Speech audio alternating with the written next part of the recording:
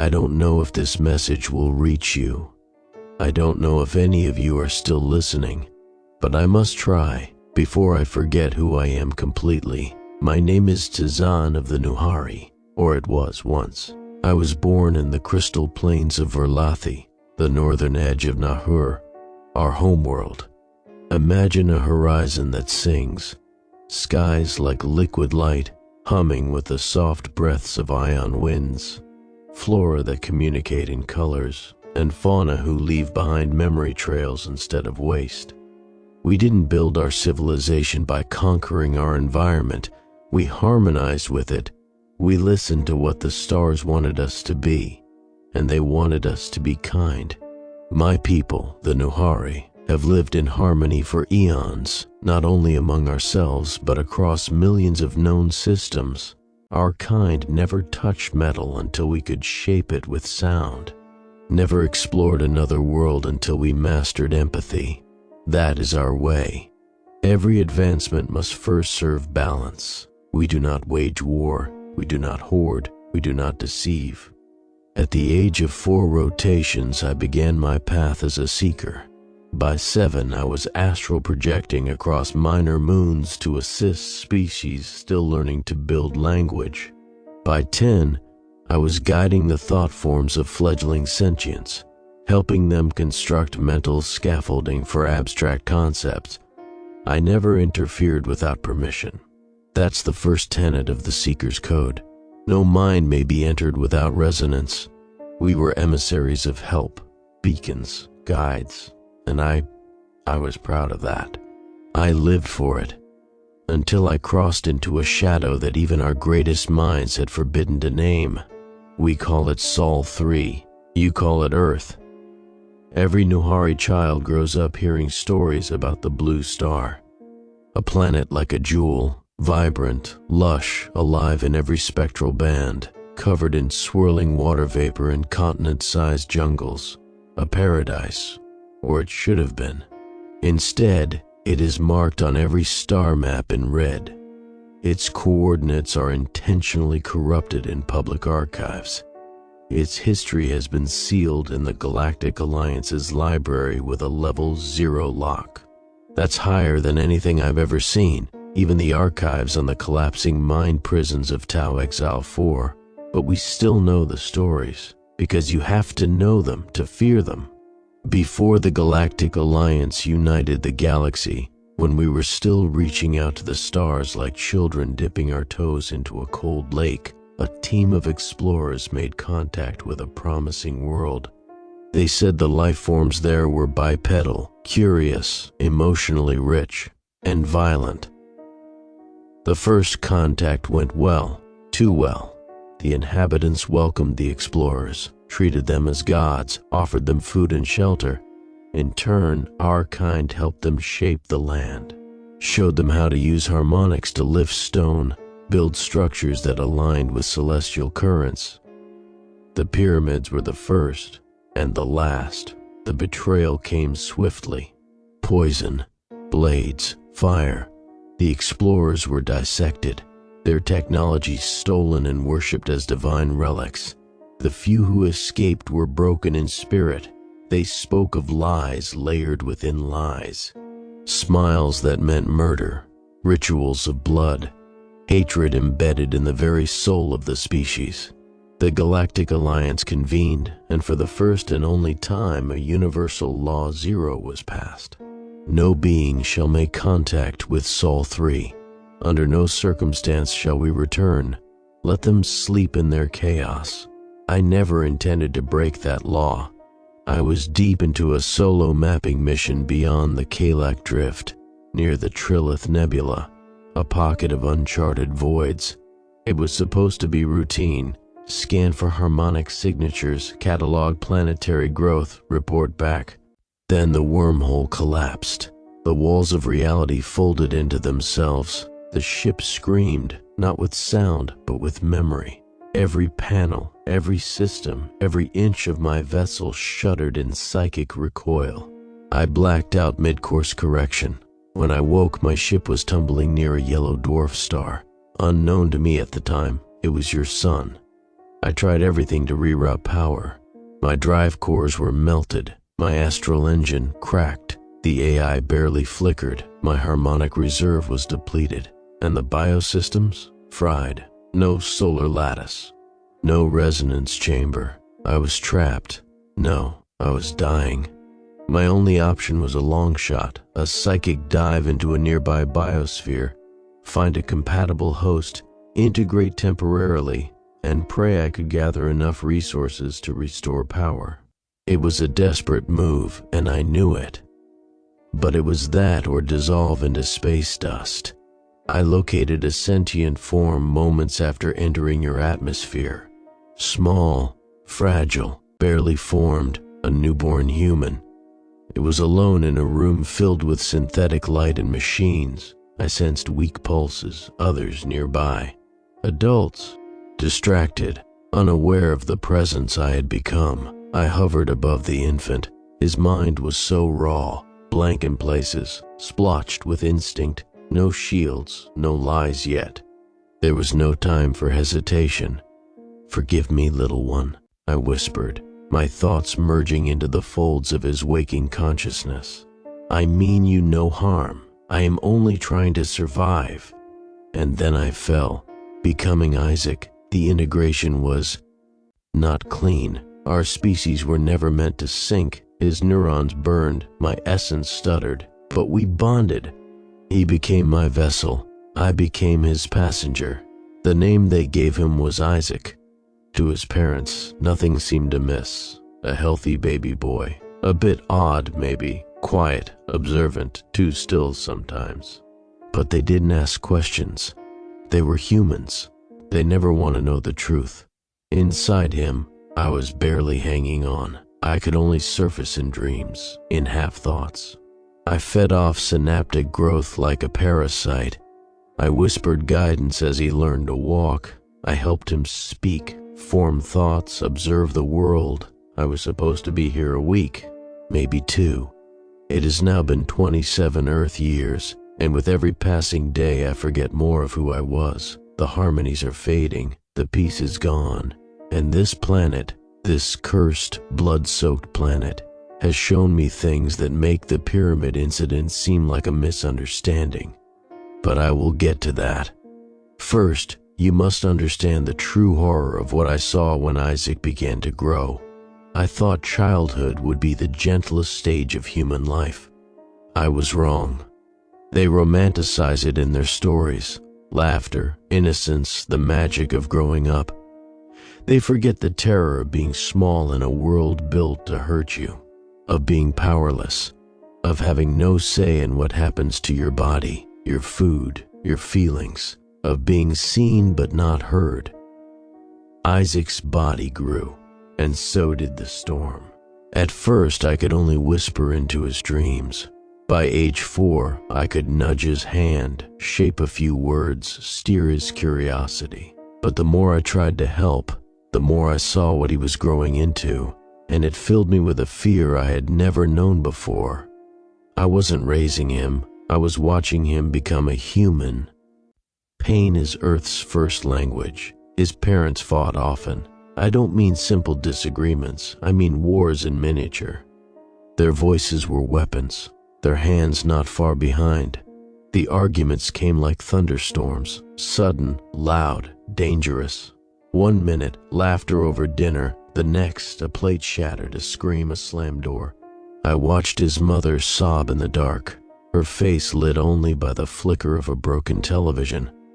I watched his father disappear for days, then return smelling of chemical clouds and poison breath. The house was a minefield. You never knew which version of them would walk through the door. I felt Isaac's chest tighten with every creak of floorboards. He flinched at sudden movements. He learned to shrink himself, to vanish into corners, to keep quiet even when his soul begged to scream. No words, just fear.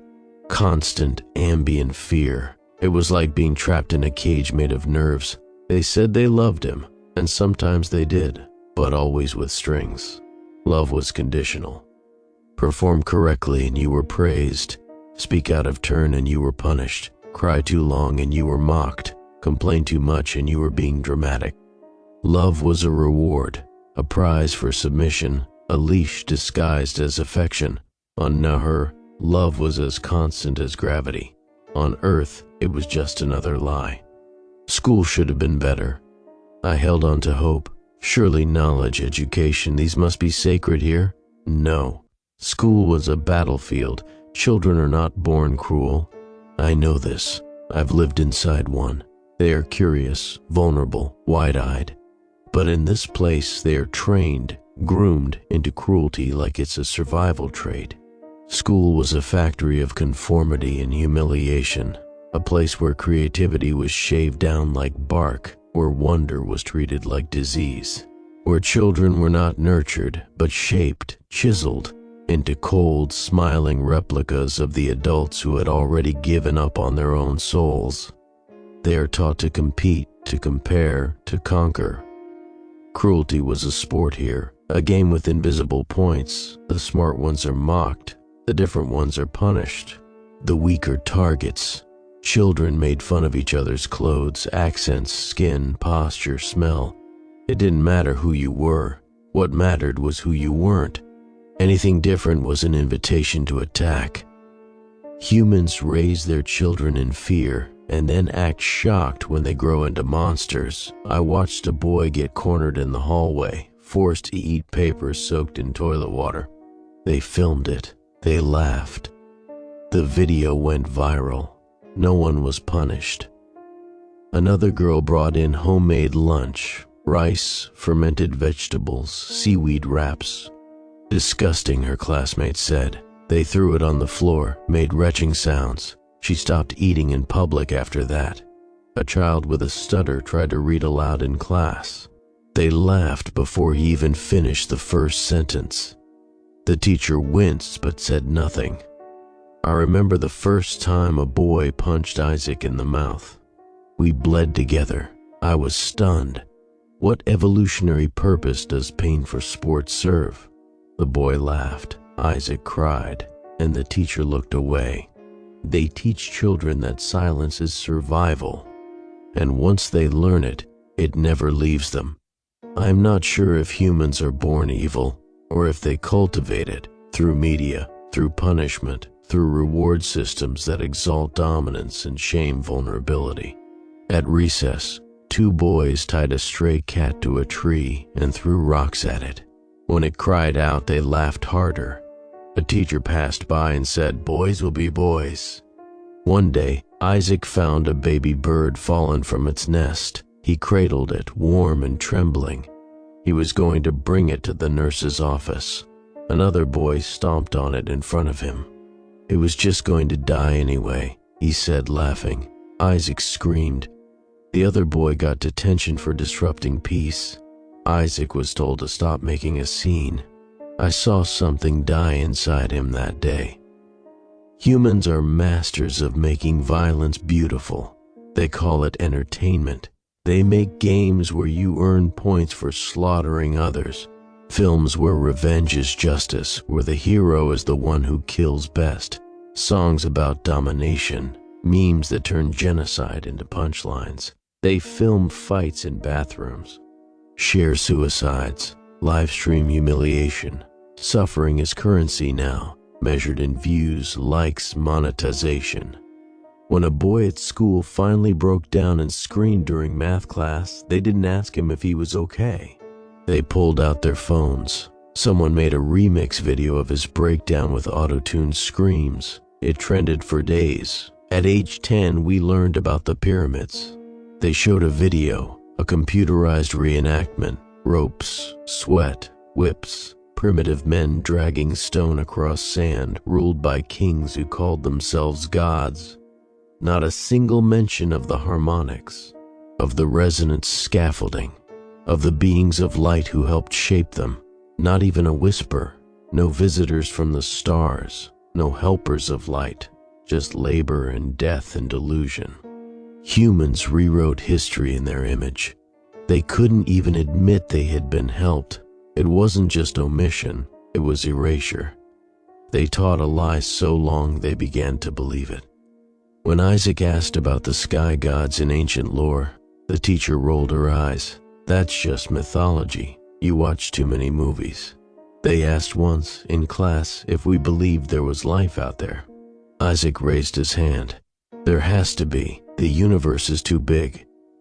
The room laughed. Even the teacher smirked. No one's ever found proof, she said. If they're out there, why haven't they come?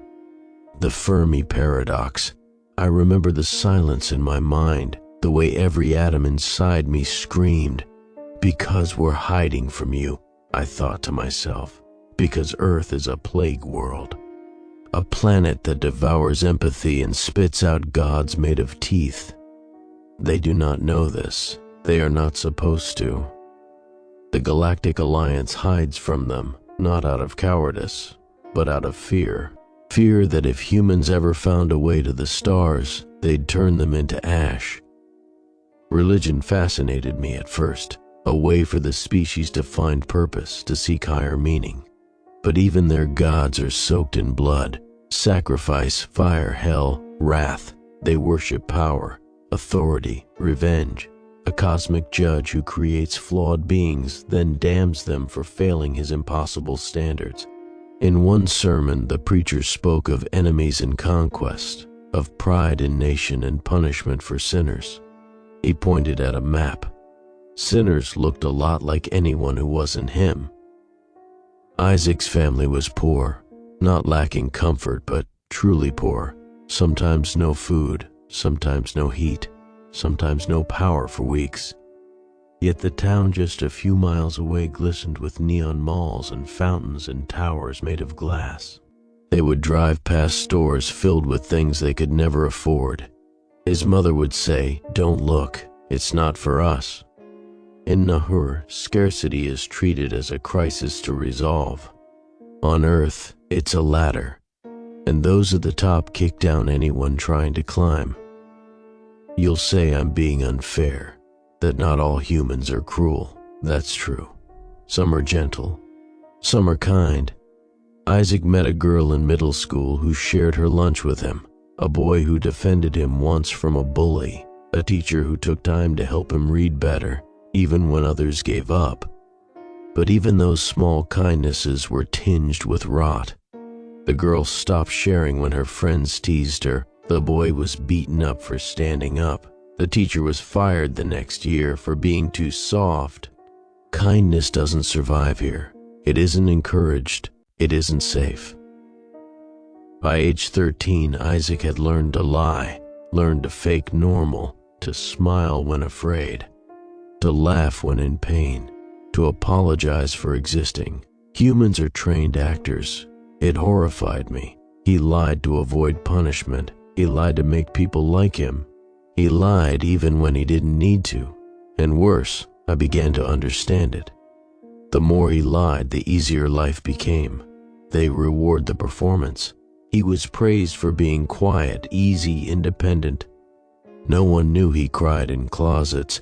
No one saw the carvings on his arm hidden beneath sleeves, not even his parents. I began to lose my grip on the harmonies.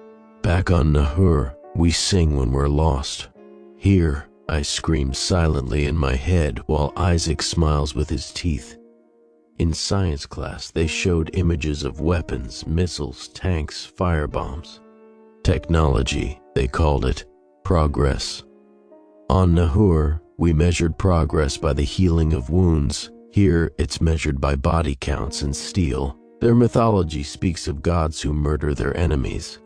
Their history celebrates conquerors. Their movies praise vengeance. Their humor mocks pain. Their religion tells them they are broken by birth and then punishes them for it. I do not understand how this species survived its own infancy, but I know now why the old explorers never returned. Sometimes I slipped. I would speak aloud in ancient Nuhari.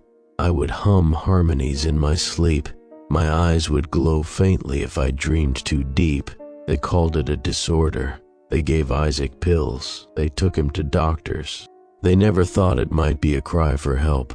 In their fear of difference, they crush what they don't understand. They never listen. They only correct. One day, Isaac looked into a mirror. He was 14. He whispered, "Who am I?" And I couldn't answer, because I didn't know anymore. I wasn't Tazan, not fully, but I wasn't Isaac either. I was a fractured soul inside a body raised by monsters. And for the first time, I feared I might become one. As Isaac entered adolescence, I stopped trying to guide. I began trying to contain, to keep the worst of humanity from consuming him, to protect what little was left of my original self. It was too late. He had learned the rules of this world. He had adapted. And I was fading, like a candle left in a room full of smoke. I once believed Earth's horrors were incidental, the result of immaturity, of evolution gone astray. I told myself their violence was environmental, cultural, that maybe they could be corrected. I no longer believe that. I believe this world is wrong, at its core, at its soul, and I believe it was a mistake for the stars to ever look in this direction. Isaac turned 18. The human body reached its peak, stronger, faster, more resilient. But what use is strength when the world you live in feeds on destruction? He graduated school barely. He never connected to others, not truly. The ones who smiled at him always wanted something. The ones who didn't hurt him. So he drifted, through jobs that ground his bones for money that vanished in hours, through cities that howled with noise and stank of suffering, through social rituals that pretended to be love or connection, but were just performance and transaction. I stayed silent through most of it. What else could I say? He no longer heard me clearly, and I no longer knew if what I thought was empathy might now be contamination. Do you understand what it's like to walk among a species whose eyes are blind to consequence, to live among creatures who know they are destroying their world and do it anyway? They fill their oceans with poison. They burn their forests for meat. They choke their air with smoke and then sell each other gas masks like treasure. They deny what they see, mock what they fear, and worship themselves. Every empire built atop bones, every peace temporary, every comfort bought with blood. They broadcast their sickness into space like it's art. Movies of murder, songs of suffering, games about domination. This isn't a broken species. It is a proud one, proud of its decay. Isaac found a job managing inventory in a warehouse. Long hours, no health care. Cameras watched every move. He was paid barely enough to survive. One day, a coworker collapsed beside him from heat exhaustion. The manager stepped over him to check the shipment log. No one even blinked. Humanity has systems in place that crush people while smiling, machines of bureaucracy and finance and entertainment that chew souls and leave smiling husks. They call it progress. And then they go to war, again and again and again. I watched them burn. There was a riot once near where Isaac lived. A protest turned violent. Police in armor, citizens with bricks, fires in the sky. He stood on the roof and watched, not because he wanted to, because he couldn't look away. I remember what he said. "Why are they like this?" I didn't answer, because I didn't know if he meant them, or us. Isaac caught an illness one year, nothing terminal, just a virus. But it changed him, not physically, psychologically. Humans are already fragile, but when their bodies turn on them, their minds unravel. He fell into depression, despair, a darkness deeper than vacuum. He began to think about ending it, and I, Tazan, first seeker of the Nuhari, I had to stop him, not through empathy, not through resonance, but through brute emotional override. I screamed inside his skull until he dropped the pills, and afterward he cried, not because he was thankful, but because he knew he would have to wake up again. Not long ago, Isaac saw a news report. Children dead in a war zone, chemical weapons, starving orphans. collapsing hospitals. The segment lasted 2 minutes. Then came an ad for snack food and laughter from the living room next door. I realized then, the worst of them are not the murderers, not the tyrants, not the terrorists or butchers or torturers. The worst of them are the ones who look away, the ones who accept it, who see horror and shrug, who let it happen. That is the black seed at the center of their species, not cruelty, apathy. My ship still sits buried beneath a hill in northern Alaska, frozen, lifeless, a corpse, but I scavenged from it enough pieces to cobble together a weak transmitter. For years it was useless. The planet's atmosphere scrambles most harmonic bands. Their primitive networks interfere with pulse layer resonance. But I found a crack, a low-frequency crawl space barely wide enough to squeeze a whisper through. And now I use it, this message, this final scream. To my kindred, to any of you still out there, do not respond to Earth's signals, do not answer their calls. Do not land, do not reveal yourselves. They are not ready, they are not evolving, they are infecting. They will call it curiosity, but it is conquest. They will call it freedom, but it is chaos. They will call themselves good, but they will gut you the moment you lower your guard to the Galactic Alliance. Burn this star from your maps. Seal this system. Make it myth. Let it rot in silence. And if any seeker dares break Law Zero again, send no rescue. Leave them, as I was left, to anyone else. If you receive this, and you are not human, if you still hear the old frequencies of light and empathy, please help me. I don't know how much longer I can hold on.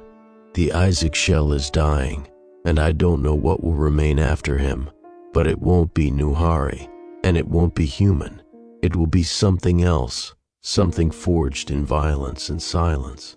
Final transmission, this is Tazan, or what's left of him. Former seeker, former beacon, now just a shadow in a dying body on a dead world. This is my scream into the void. Please answer it. Signal ends. Loop initiated. Galactic Alliance status. Black zone confirmed. Warning. Earth containment protocol in effect.